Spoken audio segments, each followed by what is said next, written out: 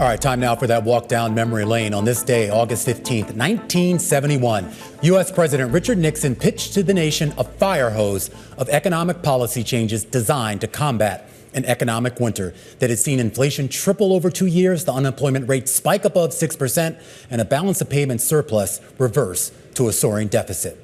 Facing intense voter pressure to avoid another recession, Nixon, at around 9 p.m. on a Sunday night, preempted the popular TV Western Bonanza to beam into American homes to say the time had come for a new economic policy that targets three areas: unemployment, inflation, and international speculation. It was a bombshell.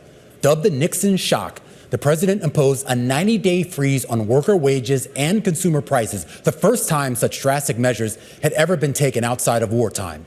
He added a surcharge of 10% on foreign imports and, most importantly, suspended convertibility of the dollar into reserve assets. It was a breaking of a multi-decade gold standard that led to the irrelevancy and demise of the Bretton Woods system that had guided international finance since World War II.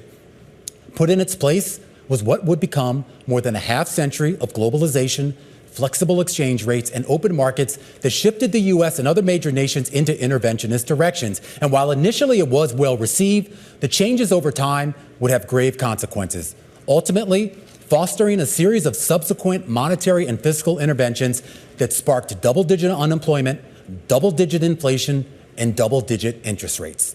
And the post-war economic growth rates from 1945 to 1971 on an adjusted basis, that would never be seen again. That contributed to the slow burn of economic angst we see today among Americans who increasingly feel they're getting an ever smaller piece of the pie. Now, to be fair, the gold standard and Bretton Woods was hopelessly outdated, a barbarous relic, as John Maynard Keynes once called it.